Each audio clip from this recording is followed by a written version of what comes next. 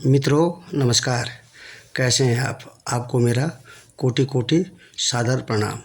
माता रानी का आशीर्वाद आप सब पर बना रहे। गीता जयंती पर भगवत गीता का पाठ करने से होगी सभी प्रकार की मनोकामनाएं पूर्ण, भगवान का आशीर्वाद मिलेगा। जानिए पूजन विधि और महिमा। इस साल 11 दिसंबर को गीता जयंती मनाई जाएगी। चलिए जानते हैं गीता के कुछ जिंदगी बदलने वाले अनमोल विचार, पूजन विधि और इस दिन की महिमा आज के दिन प्रकट हुई थी। भगवान श्री कृष्ण के मुख से भगवत गीता, श्री कृष्ण के मुख से श्रीमद् भगवत गीता के अवतरित होने का दिन है। मोक्षदा एकादशी। भगवान विष्णु जी लोक में निवास करते हैं, उसे बैकुंठ कहा जाता है।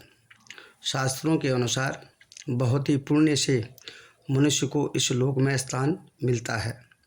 जो यहाँ पहुँच जाता है वह पुनः गर्भ में नहीं जाता, क्योंकि उसे मोक्ष की प्राप्ति हो जाती है।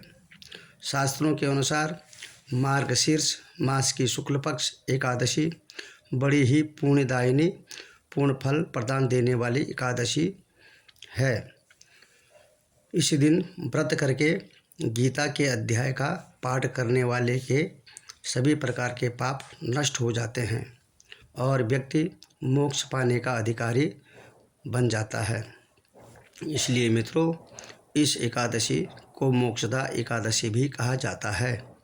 इस एकादशी का विशेष महत्व इसलिए भी है क्योंकि इस दिन भगवान श्री कृष्ण ने अर्जुन का मोह भंग करने के लिए मोक्ष प्रदायिनी श्रीमद् भगवद गीता का उपदेश दिया था। इसलिए इस दिन को गीता जयंती के नाम से भी जाना जाता है। श्रीमद् भगवद गीता का ज्ञान मानव जीवन के लिए बहुत महत्वपूर्ण माना गया है। गीता संपूर्ण जीवन दर्शन है। मनुष्य का जीवन बदल जाता है और इसका अनुसरण करने वाला व्यक्ति सर्वश्रेष्ठ हो जाता है। श्रीमद् भागवत गीता में भगवान श्री कृष्ण के उपदेशों का वर्णन है। गीता के ये उपदेश श्री कृष्ण ने महाभारत युद्ध के दौरान अर्जुन को दिए थे। गीता में दिए उपदेश आज भी उतने ही प्रासंगिक हैं और मनुष्य को जीवन जीने की सही राह दिखाते हैं। गीता की बातों को जीवन में अपनाने से व्यक्ति को खूब तरक्की और उसकी खूब उन्नति होती है। गीता एकमात्र ऐसा ग्रंथ है जो मानव को जीने का ढंग सिखाता है। गीता जीवन में धर्म, कर्म और प्रेम का पाठ बढ़ाती है। श्रीमद् भागवत गीता का ज्ञान मानव जीवन और जीवन के बाद के लिए उपयोगी माना गया है। गीता संपूर्ण जीवन दर्शन है और इसका अनुसरण करने वाला व्यक्ति सर्वश्रेष्ठ होता है। गीता में लिखा है कि 3 चीज़ें मनुष्य को धनवान बना देती हैं और गीता के प्रेरक विचार पैसा नहीं है, ये 3 चीज़ें मनुष्य को बनाती हैं धनवान। गीता के अनमोल वचन जो आपकी ज़िंदगी बदल देगी। गीता में श्री कृष्ण भगवान कहते हैं कि केवल पैसों से आदमी धनवान नहीं होता, बल्कि असली धनवान वो है जिसके पास अच्छी सोच, अच्छे विचार, मधुर वाणी है। इतना कमज़ोर मत बनो कि कोई आपको तोड़ सके, बल्कि इतना मजबूत बनो कि आपको तोड़ने वाला खुद ही टूट जाए। श्री कृष्ण भगवान कहते हैं कि ज़िंदगी में 2 चीज़ें कभी नहीं करनी चाहिए। सबसे पहला झूठे आदमी के साथ प्रेम और दूसरा सच्चे इंसान के साथ किसी तरह का छल, कपट, धोखा इत्यादि ना करें। गीता में लिखा है सिर्फ दिखावे के लिए अच्छा मत बनो। वो परमात्मा आपको बाहर से नहीं बल्कि अंदर से भी आपको अच्छी तरह जानता है। आपके हर कार्य क्षेत्र पर भगवान की दृष्टि होती है। अगर आप क्रोध के समय थोड़ा सा धैर्य रख लें तो आप कम से कम 100 दुख भरे दिनों से बच सकते हैं। किसी भी प्रकार का दुख आपको नहीं मिलेगा। गीता में श्री कृष्ण भगवान ने कहा कि हार और जीत हमारी सोच पर निर्भर है। मान लिया तो हार और अगर ठान लिया तो जीत पक्की है। गीता के अनुसार किसी भी व्यक्ति को अच्छे से जाने बिना दूसरों की बातें सुनकर उसके प्रति कोई धारणा बना लेना मूर्खता है। अच्छे बने लेकिन बुरे के साथ बुरे नहीं। जाने गीता के अनमोल विचार। श्रीमद् भागवत गीता का ज्ञान मानव जीवन के लिए बहुत ही महत्वपूर्ण माना जाता है। गीता संपूर्ण जीवन दर्शन है और इसका अनुसरण करने वाला व्यक्ति सर्वश्रेष्ठ होता है। आइए जानते हैं गीता के कुछ अनमोल उपदेश के बारे में। गीता के उपदेश क्या हैं? गीता में कहा गया है कि हर व्यक्ति को अच्छे के साथ अच्छा बनना चाहिए, लेकिन बुरे के साथ बुरा नहीं बनना चाहिए। भगवान श्री कृष्ण कहते हैं कि हीरे से हीरा तो तराशा जा सकता है, लेकिन कीचड़ से साफ नहीं किया जा सकता। इसलिए अपने आचार विचार व्यवहार हमेशा एक से रखने चाहिए। गीता में श्री कृष्ण ने हर व्यक्ति के लिए 5 गुण बताए हैं जो होने बहुत ज़रूरी हैं। गीता के अनुसार हर व्यक्ति में शांति, सौम्यता, मौन, आत्मसंयम और पवित्रता जैसी चीज़ें होनी आवश्यक हैं। ये 5 चीज़ें मन को अनुशासित करती हैं। भगवान श्री कृष्ण के अनुसार हर व्यक्ति में ये सारे गुण होने चाहिए, तभी वह सही मार्ग पर चल सकता है, अन्यथा नहीं। गीता में भगवान श्री कृष्ण कहते हैं हर व्यक्ति का भाग्य ही उसके अतीत के कर्मों का फल होता है। हम आज जो कर्म कर रहे हैं वो हमारे आने वाले कल को निर्धारित करते हैं। इसलिए हमेशा अच्छा करो, अच्छा बोलो, अच्छा चलो और अच्छा व्यक्ति बनो और अच्छे कर्म करने चाहिए। गीता में कहा गया है कि कोई भी किसी व्यक्ति का भाग्य नहीं बदल सकता, लेकिन अच्छी प्रेरणा देकर उसका मार्गदर्शन किया जा सकता है। आप उसकी दिशा बदल सकते हैं। श्री कृष्ण भगवान के अनुसार जीवन में कभी मौका मिले तो सारथी बनना, स्वार्थी नहीं। स्वार्थी व्यक्ति ठीक नहीं होता है। श्री कृष्ण भगवान के अनुसार अहंकार मनुष्य से वह सब करवाता है जो अंत में उसी के विनाश का कारण बनता है।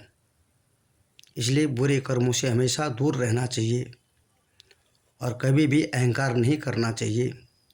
सुखी जीवन के लिए ज़रूरी है कि आप जल्द से जल्द अपना अहंकार, घमंड का त्याग निश्चित कर दें। भगवान श्री कृष्ण कहते हैं कर्म वो फसल है जिसे इंसान को हर हाल में खुद काटना ही पड़ता है। इसलिए सोच समझ करके ही काम करना चाहिए और आप अच्छे बीज बोए ताकि फसल अच्छी हो सके। श्रीमद् भागवत गीता का ज्ञान मानव जीवन के लिए बहुत ही उपयोग है। इसका अनुसरण करने वाला व्यक्ति सर्वश्रेष्ठ होता है। जानते हैं गीता के अनमोल उपदेश के बारे में। श्रीमद् भागवत गीता में भगवान श्री कृष्ण के दिए गए उपदेशों का वर्णन है। ये उपदेश श्री कृष्ण ने महाभारत युद्ध के दौरान अर्जुन को दिए थे। गीता में दिए उपदेश आज भी उतने ही प्रासंगिक हैं। यह उपदेश मनुष्य को जीवन जीने की सही राह सिखाते हैं। गीता की बातों को जीवन में अपनाने से व्यक्ति तरक्की की राह पर आगे बढ़ता है। गीता एकमात्र ऐसा ग्रंथ है जो मनुष्य को जीने का ढंग सिखाता है। गीता जीवन में धर्म, कर्म और प्रेम का पाठ पढ़ाता है। धर्म ग्रंथ कहते हैं कि जिस दिन कुरुक्षेत्र में केशव ने पार्थ को धर्म का मर्म समझाया था, उसी दिन गीता के ज्ञान से पहली बार दुनिया का साक्षात्कार हुआ था। इसलिए हिंदू धर्म के लिए सबसे पवित्र दिन गीता जयंती का माना जाता है।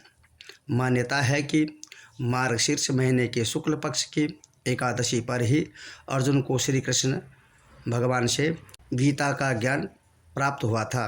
कहते हैं कि गीता कलयुग में सत्य की वाहक है। गीता के उपदेश की अवतरण को गीता जयंती के रूप में मनाने का विधान है।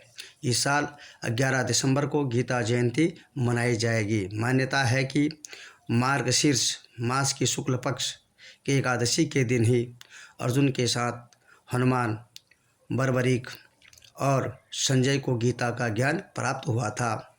इसलिए हर साल इसी तिथि पर गीता जयंती मनाने का विधान बताया गया है। गीता जयंती के दिन भगवान विष्णु की पूजा करने से उनकी कृपा प्राप्त होती है और इस दिन श्रीमद् भागवत गीता के दर्शन करने से मात्र समस्याएं व नकारात्मक दूर होने की मान्यता है। मान्यता है कि गीता जयंती के दिन 11वें विश्व रूप दर्शन योग और 18वें अध्याय के मोक्ष संन्यास योग का पाठ करने से साधक की सभी मनोकामनाएं पूर्ण हो जाती हैं, ऐसा कहा गया है। इस शुभ तिथि पर भगवान विष्णु के अवतारों की पूजा और विष्णु सहस्त्र नाम का पाठ करने से जीवन की सभी बाधाएं, समस्याएं, कष्ट और पाप कट जाते हैं और सारी चिंताएं खत्म हो जाती हैं। क्या है इस दिन की महिमा? अगर आपके घर में धन्य धान्य की कमी है तो विषम संख्या में गीता का दान करने से सुख संपदा के साथ साथ पारिवारिक सुख में वृद्धि हो जाती है। इसके अलावा भाग्योदय के लिए श्री कृष्ण भक्त इस दिन व्रत उपवास रखते हैं। दुनिया भर में के मंदिरों में गीता जयंती का भव्य उत्सव मनाया जाता है। गीता जयंती का भव्य उत्सव कुरुक्षेत्र में देखने को मिलता है। देश भर के भक्त कुरुक्षेत्र में ब्रह्म सरोवर में स्नान करने के अनुष्ठान में भाग लेने के लिए एकत्रित होते हैं। इस दिन को मनाने के लिए हर साल एक मेले का आयोजन किया जाता है जो लगभग 7 दिनों तक चलता है। इसे गीता जयंती समारोह के नाम से भी जाना जाता है। कैसे करें भगवत गीता का पूजन और पाठ? गीता जयंती को मोक्षदा एकादशी भी कहते हैं। इस दिन की महिमा अपरंपार है। ये वो दिन है जब कुरुक्षेत्र में भगवान श्री कृष्ण ने वीर धनुर्धर अर्जुन को गीता का परम ज्ञान दिया था। गीता का ज्ञान पाकर ही अर्जुन ने माया रूपी इस संसार के दुष्टों का नाश किया था। चलो जानते हैं कि गीता जयंती के दिन भगवत गीता का पूजन और पाठ कैसे किया जाता है। स्नान कर पूजा घर को साफ करें, एक चौकी पर पीला कपड़ा बिछाएं और इस पर भगवान श्री कृष्ण की प्रतिमा या मूर्ति स्थापना करें। लाल या पीले कपड़े में लिपटी हुई गीता की नई प्रति स्थापित करें। पीले फल, पुष्प, धूप, दीप, दुर्वा अर्पित करें। फल, मिष्टान, पंचामृत इत्यादि अर्पण करें। इसके बाद श्री कृष्ण के मंत्रों का जाप करें। ओम गंगे मंत्र का उच्चारण कर आचमन करें। अंत में पूजा संपन्न करने के लिए आरती, अर्चना इत्यादि करें। इसके बाद गीता का संपूर्ण पाठ या सिर्फ अध्याय 11 का पाठ करें और पाठ के बाद गीता जी की आरती कहें। कहते हैं कि गीता जयंती के दिन अगर आप भगवान श्री कृष्ण से अपनी मनोकामना पूर्ति के लिए प्रार्थना करते हैं तो निश्चित आपकी मनोकामनाएं पूर्ण हो जाती हैं। भगवान आपकी मुरादें पूरे कर देते हैं। तो मित्रों, आपको यह कथा कैसी लगी कमेंट बॉक्स में ज़रूर बताइएगा और कुछ बोलने में गलत हुआ हो उसके लिए क्षमा चाहता हूँ। और श्री हरि नाम कमेंट में लिखें। भगवान आपकी सारी इच्छाएं, मनोकामनाएं पूर्ण करें।